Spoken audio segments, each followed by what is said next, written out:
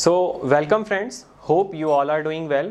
In the MCQ series for the previous year question, today we are with the subject of geotechnical engineering. Okay, these are the question related to the MPSC mains examination and it is for the paper which held in the year 2019. Okay, so we'll start with the questions, and the first question asked in the geotechnical was: a load of 625 ton is imposed on a footing of size 2 meter into 2 meter.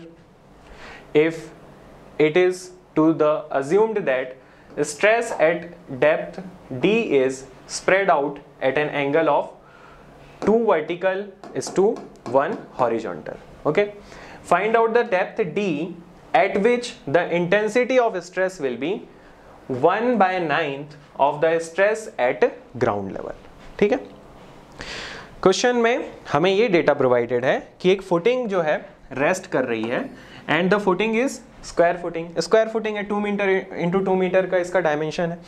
अब देखिए ये जो footing spread है इसका spread हमें consider करना है। ये जो फुटिंग हमारे ग्राउंड लेवल पे रेस्ट कर रही है इसका स्प्रेड हमें गिवन है, that is 2 vertical is to 1 horizontal, है ना, in both the directions. Now the depth in this case will be what? This is the D depth. Okay, and here it is like this. 2 meter into 2 meter is the dimension for it, and this also will be 2 meter. अब देखिए क्या है, हमें ये कहा गया है कि एक ऐसी डेप्थ फाइंड करना है जहां पे जो स्ट्रेस की वैल्यू है वो 1/9 हो जाती है उस स्ट्रेस के जो हमारे ग्राउंड लेवल पे एक्ट हो रहा है। मतलब ये है कि the stress which is acting at the ground level is 625 ton load is acting and this we have to calculate the stress, so it is 2 into 2। इसका 1/9 जो है वो हमें फाइंड करना है कि किस डेप्थ पे एक्ट हो रहा है। सो it will be equal to 625 divided by 2 plus d, है ना। कोई भी एक डेप्थ हो सकती है इन बिटवीन दिस, किसी भी डेप्थ पे ये हमें जो है वैल्यू यहां से मिल सकती है। So after solving this equation what will happen from here, 625 ये कैंसिल हो जाएगा। अब यहां से हमें सिर्फ और सिर्फ जो कैलकुलेशन परफॉर्म करनी है that is 36 is equal to 2 plus d square. Okay, 36 is equals to 2 plus d whole square. Now it is 6 is equals to 2 plus d, so d is equals to 4 meter. Okay, मतलब किसी 4 metre की depth पे जो stress है वो 1/9 of the stress हो जाएगा जो कि ग्राउंड लेवल पे एक्ट हो रहा है। So as per the options given, answer will be C in this case, है ना। All the data has been very beautifully explained in this question. You only need to do very small portion of the calculation. We'll move towards the next question, and the next question is: an embankment in clay soil of 5 meter height is to be constructed using factor of safety 2.5. It is to be assumed that stability number is Sn. Sn is the stability number. It is given 1/45 and unit weight of soil is 18 kilonewton per meter. Find the minimum cohesive strength on which the soil should have. Choose correct answer from the following. देखिए tailors stability number के बारे में बात की गई है और tailors stability number के लिए फॉर्मूला हमें पता है Sn is equal to what, C divided by gamma into F into H, है ना। जहां पे Sn क्या है हमारा टेलर्स स्टेबिलिटी नंबर है, C is what cohesive strength of the soil, gamma is unit weight of the soil, F is factor of safety और H is the height of the embankment as per this question. So we just have to put the value in this formula and we will get the answer. Taylor's stability number is given 1/45. C we have to find out. Gamma is given 18 kilonewton per meter cube. Factor of safety is 2.5 and H H height is 5 meters. Okay, now we have to perform very easy calculation part. So it will be 45 divided by 18 into 2.5 into 5. Okay, it will be C is equals to 18 into 2.5 into 5 divided by 45. Okay, so it is equal to 5 kilonewton per meter square. ठीक है, 5 kilonewton per meter square. Answer will be B in this case, है ना. Very small calculation part is there, as calculator is not allowed in our examination. That's why it is very easy to do this, है ना, not a rigorous calculation. So we'll move towards the next question, and the next question is from the plate load test. The ultimate bearing capacity of plate of size 0.3 meter into 0.3 meter on a sand deposit. This point should be noted. On a sand deposit is observed to be 200 kilonewton per meter square. Now the ultimate bearing capacity of a footing of size 1.5 meter into 1.5 metre will be, है ना. अब देखिए clay के case में formula जो है वो अलग होता है ना, और यहाँ पे हम बात कर रहे हैं सैंड के लिए, और सैंड के केस में हमारे पास डिफरेंट फॉर्मूला है. So in the case of sand we know that QF divided by QP is equals to what? BF divided by BP. Okay, so we have to find out the ultimate bearing capacity of a footing of size 1.5 into 1.5 meter. So ultimate bearing capacity for the footing will be equal to BF by BP into QP. Okay, what is the size of the footing? It is 1.5 meter. What is the size of the plate? It is 0.3 meter. And the ultimate bearing capacity for the plate is observed to be 200 kilonewton per meter square. From here we will get QF is equals to what? That is 1000 kilonewton per meter square. So answer is B in this case, है ना. 1000 kilonewton per meter square. Okay, now we will discuss next question, and the next question is, in a rock core sampling method at site the total length of drilling was 1 meter, है ना. 1 metre की total length में हमने drilling की है. ठीक है, कोई भी एक रॉक सैंपल है, मान लीजिए इस तरीके से किसी भी रॉक में हम ड्रिलिंग कर रहे हैं, और ये जो हमने ड्रिलिंग की है ये हमने किया हुआ है 1 मीटर की टोटल लेंथ में. There were 5 intact pieces of rock of lengths 150 mm, 200 mm, 75, 50 and 200 mm. Okay, were collected. Drilling करने के बाद हमें जो पीसेज मिलती हैं उनका साइज है 150, 200, 75, 50 and 200 mm. were collected. The value of rock quality designation is, देखिए रॉक क्वालिटी डेजिग्नेशन हमें सैंपल का फाइंड करना है. रॉक की क्वालिटी की डिटर्मिनेशन के लिए बहुत सारे ऐसे इंडेक्सेस यूज किए जाते हैं, particularly in the case of tunnel construction and any of the construction which is happening in a very hard strata, है ना. तो यहाँ पे जब हम रॉक क्वालिटी डेजिग्नेशन की बात करेंगे दैट इज RQD, तो इसके लिए एक फॉर्मूला यूज किया जाता है and it is equals to summation of length of pieces, summation of length of the pieces greater than 100 mm divided by total length of drill into 100. Okay, into 100 करने पे हमें एक रॉक क्वालिटी डेजिग्नेशन का percentage जो है वो मिल जाएगा. अब देखिए हमें यहाँ पे जो पीसेस मिली हैं उसमें से एक है 150 mm की, 200, 75, 50 और 200. अब यहाँ पे 100 से ग्रेटर कौन सी पीसेस हैं? That is 150 plus 200 plus 200.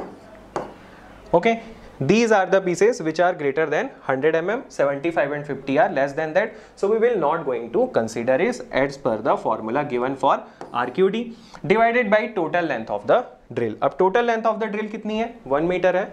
We'll convert it in the mm, so it is 1000 mm. From here we get 550 divided by 1000. Okay, so it comes out as 55%. 55%. So from the options given below, it is the answer. So answer is A, 55%. Okay. Rock quality designation, rock quality index, like parameters used for the determination of rock strength. ठीक है, चलिए. Now we will move towards the next question, and it is Poisson ratio of a soil sample is 0.4. Using theory of elasticity, the estimated value of coefficient of lateral earth pressure at rest in the same soil is, है ना. Soil के लिए हम एक होता है active earth pressure, passive earth pressure and pressure at rest. Okay, इन तीनों के लिए हमारे पास अलग अलग कोएफिशिएंट्स की वैल्यू होती है, के, के पी और के नॉट. हमें यहाँ पे रेस्ट की बात की गई है और इसके लिए हमें फॉर्मूला गिवन है, दैट इज इसके लिए हमें वैल्यू गिवन है, that is 0.4, value of the Poisson ratio. Now we know K naught is equals to what? Mu divided by 1 minus mu. So from here we will get 0.4 divided by 1 minus 0.4, so it is equals to 0.4 divided by 0.6. Ultimately we will get 0.67. Okay, 0.67. It can be approximated as per the options given below as 0.7. So answer is B, that is 0.7. Now the next question is, if concentrated load Q produces a stress of 40 kilonewton per meter square at a depth of 1 meter, then stress at 2 meter depth and same radial distance will be, है ना. हमें यहाँ पे क्या है? Radial distance दोनों के cases में सेम है, ओनली जो वर्टिकल डिस्टेंस है that is varying. One is at 1 metre and second which we have to find, it is at 2 metre. We know as per the Boussinesq equation that Q is inversely proportional to the Z square, है ना. Now value of Q at a depth of 1 meter is given, we have to find the value of Q at 2 meter depth. So now from here we can say Q1 divided by Q2 is equals to Z2 divided by Z1 to the whole square. Now at 1 meter the value is, at 1 meter value is given as 40. Okay, Q2 we have to find out, Z2 is what? 2 meter and Z1 is what? 1 meter. Okay, from here we can find out the value of Q2, and Q2 is equals to what? Q2 is equals to 10 kilonewton per meter square. So answer is D, 10 kilonewton per meter square. Now next question is, amount of compaction greatly affects, है ना. amount of compaction greatly affects water content and maximum dry density, saturation of the soil, none of the above and all of the above, है ना. very weird option, none of the above is also there and all of the above is also there. अब देखिए क्या है कि जब भी हम compaction की बात करते हैं तो हमारे पास एक ग्राफ होता है, that is between the dry density and optimum moisture content. इसमें हमें दो तरीकों से ग्राफ देखने को मिलता है. एक कर्व हमारे पास ये है and second curve is like this, है ना. मतलब ये है कि यदि हम एफर्ट्स काफ़ी ज़्यादा अप्लाई करते हैं, when we are applying more efforts, then even at the lower moisture content we are getting the maximum dry density, which is more than the dry density which we are attaining in the second case. In this case, optimum moisture content is more but effort is less. So gamma dry is also low in this case. In performing these two tests, we find out that the variation of optimum moisture content and dry density gamma D, इसके बीच में जब हम graph draw करते हैं तब हम कॉम्पेक्टिव effort को लेकर के एक जो है कंक्लूजन ड्रॉ करते हैं, है ना. And the graph is drawn between dry density and optimum moisture content. तो हमारा जो कॉम्पैक्शन है सॉइल का, वो ऑब्वियस सी बात है, हमें पता चलता है कि किससे अफेक्ट होता है, water content and the maximum dry density. Saturation of the soil से अफेक्ट नहीं हो रहा है. जो दो इंपॉर्टेंट फैक्टर्स इसे अफेक्ट कर रहे हैं, that is water content of the soil and maximum dry density. Okay, while applying the compactive efforts. So answer is A in this case. Now we will discuss next question. A pile having square cross section of 0.5 meter. Okay, pile है and it is having square cross section, है ना. Pile having square cross section and sides are 0.5 meter. 0.5 meter. Length of 10 meter. 10 meter is the length of the pile. It is embedded in purely cohesive soil having uniform cohesion of 50 kilonewton per meter square. Okay, cohesion is 50 kilonewton per meter square up to 10 meter depth, है ना. मतलब जितनी भी depth है pile की, उसे हमने पूरा पेनिट्रेशन प्रोवाइड किया हुआ है. Now if adhesion factor is 0.5, the ultimate capacity of a pile considering only skin friction component will be, है ना. देखिए पाइल के केस में क्या होता है कि जो उसकी लोड ट्रांसफरिंग कैपेसिटी है वो दो फैक्टर्स पे डिपेंड करती है, that is and bearing and the friction. मतलब जो भी इस पाइल पे लोड आ रहा होगा that is transferred by the end points and surrounding surfaces, है ना. लेकिन हमें यहाँ पे क्लियरली मेंशन किया हुआ है कि यहाँ पे जो भी हमें कैपेसिटी फाइंड करनी है पाइल की, वो किसकी वजह से फाइंड करनी है, only and only skin friction, means the area surrounded in the pile case, है ना. एंड बियरिंग से हमें इसके केस में कोई भी मतलब नहीं है. तो अब हमें फाइंड क्या करना है, ultimate capacity.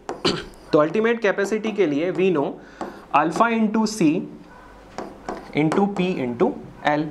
Alpha is what? Adhesion factor. It is given as 0.5. C की वैल्यू भी हमें पता है 50 गिवन है. पेरीमीटर क्या हो जाएगा इसके केस में, स्क्वायर क्रॉस सेक्शन है, सो it is 4 into 0.5. Length of the pile is what? 10 meters. So from here what we will get? We will get into 10. So it is 500 kilonewton. Okay, 500 kilonewton. Now we look towards the option and option is A. A is the correct answer. Okay, तो ultimate bearing capacity हमें जो है soil के case में, जिसमें हम pile foundation की बात कर रहे हैं, वो हमें मिलेगी 500 kilo Newton's. Okay, 500 kilo Newton's is the next question. Is during unconfined compression test of a soil, sample failed at 150 Newton. The cross sectional area of a sample at a failure was 2000 mm square. Then the shear strength of a soil will be. देखिए बहुत ही आसान question है. हमें यहाँ पे shear strength of the soil find करनी है. And shear strength of the soil in case of compression test क्या हो जाता है, unconfined compression test की हम बात करेंगे तो Cu is equals to what? QU by 2. We know from unconfined compression test experiment. Now we have to find out the QU in this case to find out the shear strength. तो देखिए QA is equals to nothing, 150 Newton. Load is acting at which how much area? 2000 mm square area पे ये act हो रहा है. यहाँ से हमें ये कितना मिल जाएगा 0.075 न्यूटन पर mm स्क्वायर। ठीक है, अब देखिए आंसर हमें सारा किलो न्यूटन पर मीटर स्क्वायर में रिक्वायर्ड है। So what we will do, we will convert it into the kilo newton per meter square. So it can be written as 75 kilonewton per meter square, है ना। Now shear strength is equals to what? Cu, that is Qu is what? 75 kilonewton per meter square divided by 2. Okay, so it is equals to 37.5 kilonewton per meter square. Okay, 37.5 kilonewton per meter square is answer, and from the options given here answer is D. Okay, so these were the questions related to the 2019 mains examination of MPSC, and the subject was geotechnical engineering. Hope you have enjoyed this MCQ session. Thank you so much.